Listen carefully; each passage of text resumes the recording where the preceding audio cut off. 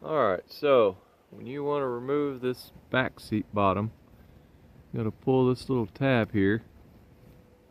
Alright, and that's how it releases that little tab there. And you raise the seat bottom up and pull it out. It just has some little clips holding it in place. That's where they clip in there, and the other clips slide into these little grooves. It's not that big of a deal, pretty easy to do. The seat back, it's got a couple of bolts that you unbolt. I'll try to get it from the bottom. There you go, that's what they look like. It's got a couple of bolts that you unbolt. Let's see, here's one here. There's one over here on this side. Oh, it just has a couple of 10mm bolts. I think that's what it looks like. Got to get them out of the way. And then once you get them out of the way, pull these side panels off, and they just pop out. Just have these little pop-in clips.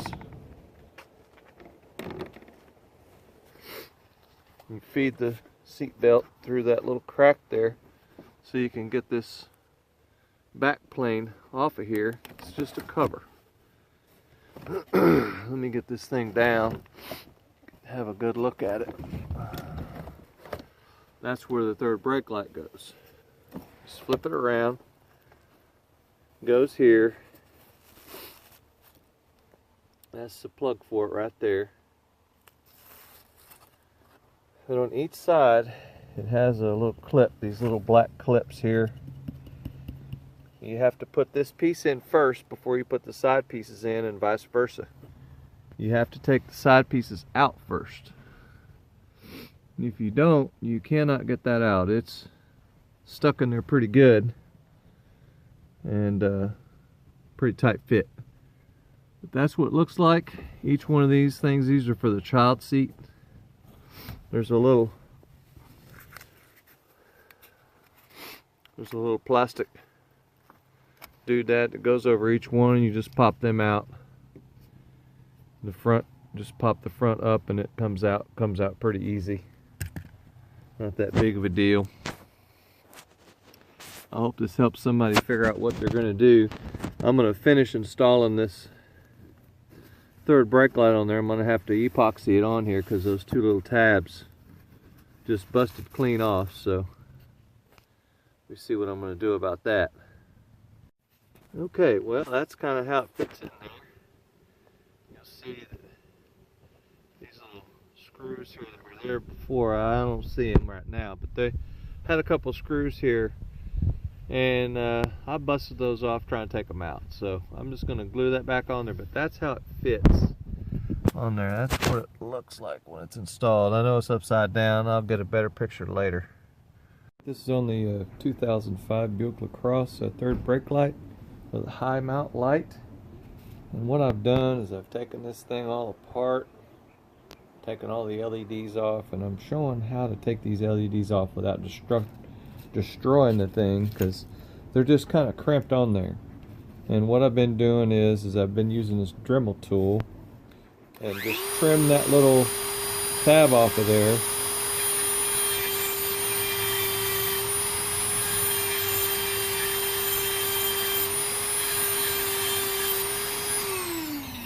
Let's try to get it so you can see.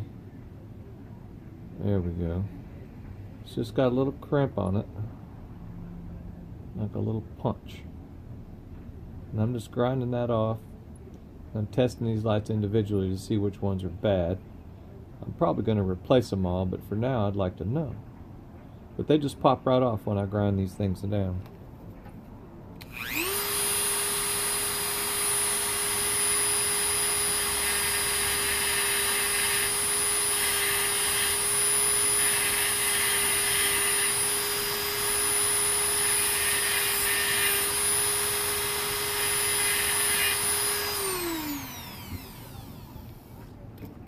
See if this little guy will come off. Give it a little twist. They just pop right off. Try not to destroy anything. Give it a little bit more of a cut.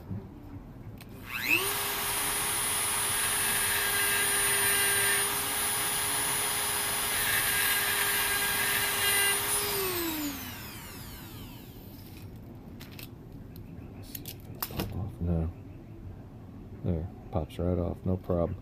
And I've been marking them too, because you don't want to put the voltage on there backwards, so I just put a little plus sign on there. Let me zoom out a little bit, get a better look at what's going on. I've just got a 9-volt battery, and I've just been hooking these guys onto that. And some of them work, some of them don't. That's a dead one. So far 3 of them are dead, and 3 of them are good. So this is what they look like when I hook one of them up to a 9-volt battery. I mean, it works really good, nice and bright.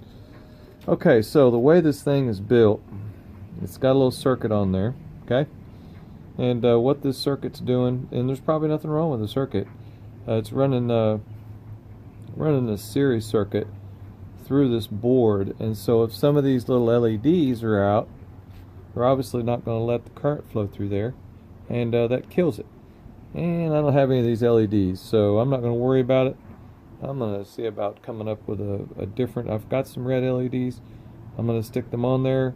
The way this goes into the high mount third brake housing is kind of proprietary. It fits in there like this, and that's how the plug fits, and I'd kind of like it to go back on the stock original position.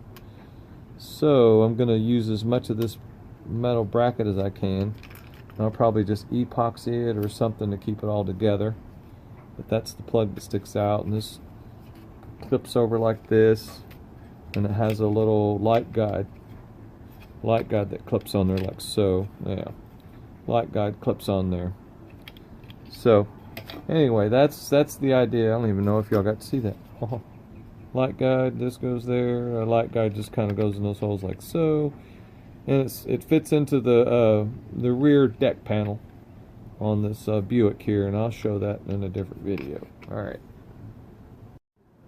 Okay, this is back on that 2005 Buick Lacrosse rear brake light, and I figured out what I'm going to do. I don't know if y'all can see those holes in there.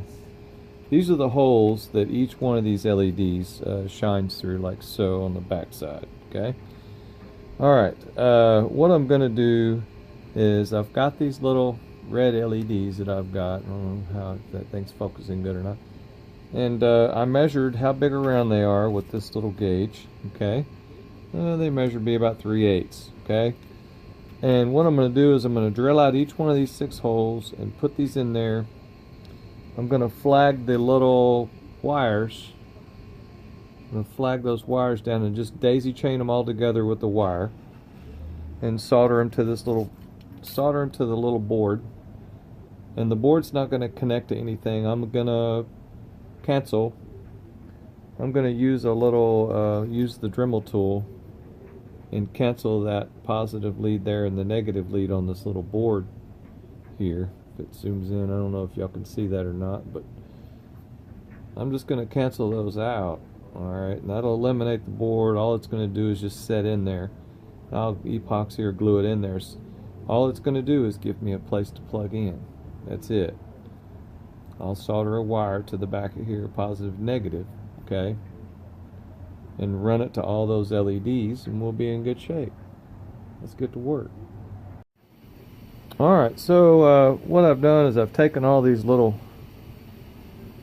ends off of here, and as you can see, each one has a little Zener diode on it and a resistor, and they're marked positive and negative, which is nice.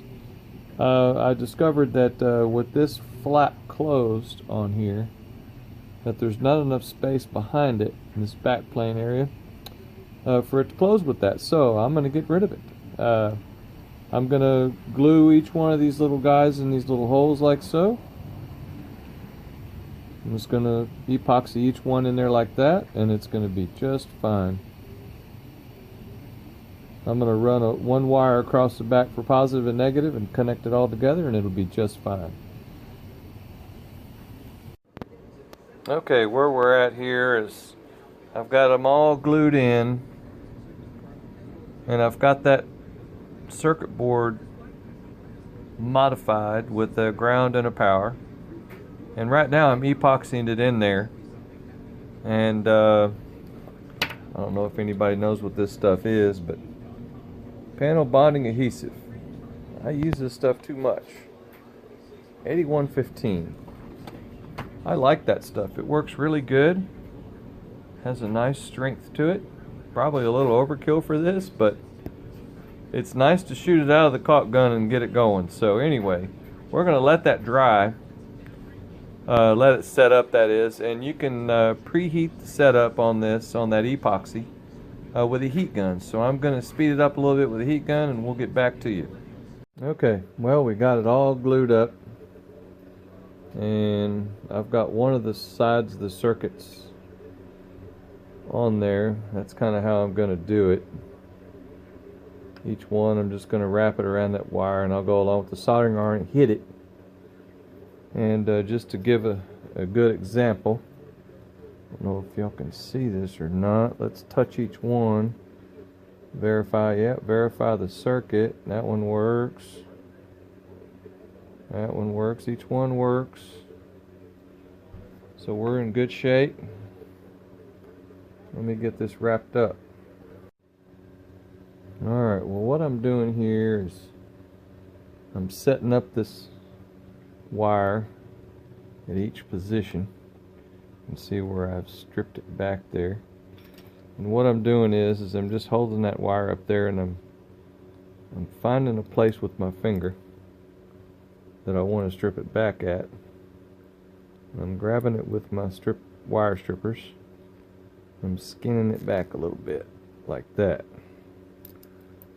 Alright, and that gives me a little place to wrap that wire and solder it. And this is kind of giving you a general idea about how I'm doing that. There's other ways to do it. You can melt the wire. I have one of those tools that you can use to melt it. And this just, I don't know, this just looks cleaner. And it's not that important. It's not Teflon. It's easy enough. I'll just do it with this wire stripper. So just trying to give you an idea about how I'm doing that. Alright. See if I can get this set up so you can see how I'm wrapping them wires. So basically what I'm doing is I'm making a circuit around that coated wire there. This one here, try to hold it with my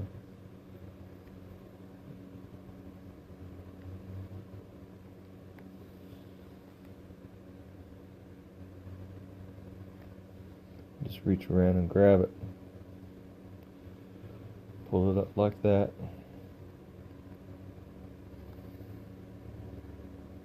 That's all it takes. Just do that on each one, and if you got a little bit loose hanging out, you can just cut the extra off. This just keeps everything tight and clean.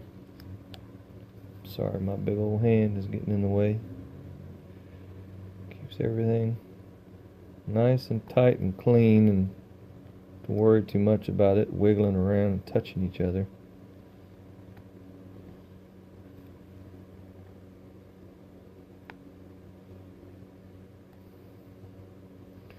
I don't know if anybody can see it or not, but the way these LEDs came, they came from the factory with the resistor and the Zener diode on there already put on. But the way they put it on is a lot of them are quite a bit different. Some of them have them one way and some have the other, and that's fine. Don't bother me none as long as they work. It's just the Zener diode just keeps it so the current doesn't flow backwards through there and destroy it. Destroy that little delicate LED. That's all we're doing. Easy enough. They're off a little bit, but that's fine.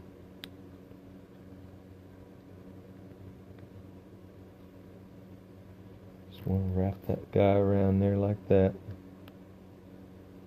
Wrap it around.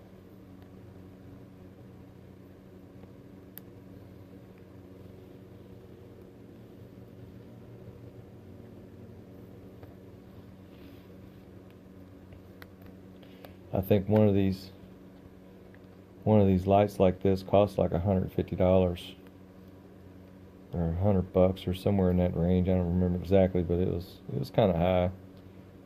I'd rather just go ahead and rebuild this one and be done with it than having to go buy one that's probably going to fail again anyway, and you have to pull the back seat out and go through all kinds of trouble to replace it. It's a lot of work. This one here will have 6 individual LEDs, and they will be in a parallel circuit. So if one fails, the other ones will keep on trucking. And that's what we want. Everybody to be happy. Turn that soldering iron up. We'll hold on. Alright, so what we're doing is we're just going along here and blowing out a little bit of solder on each one of these little guys.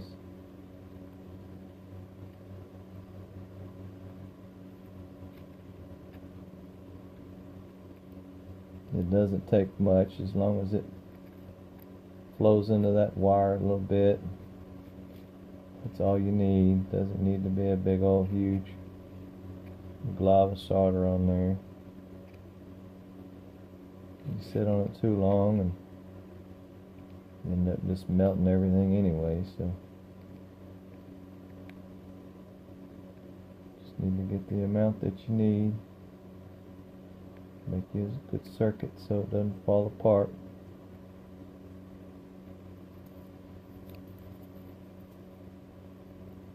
And this solder is kind of cheap too. Doesn't really work that good.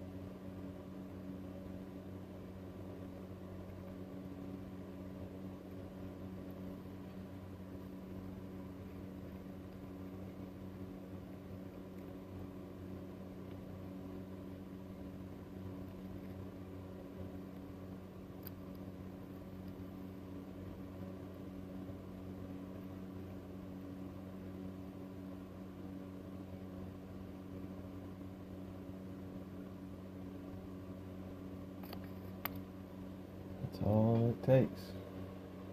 Easy enough. Well, there we go.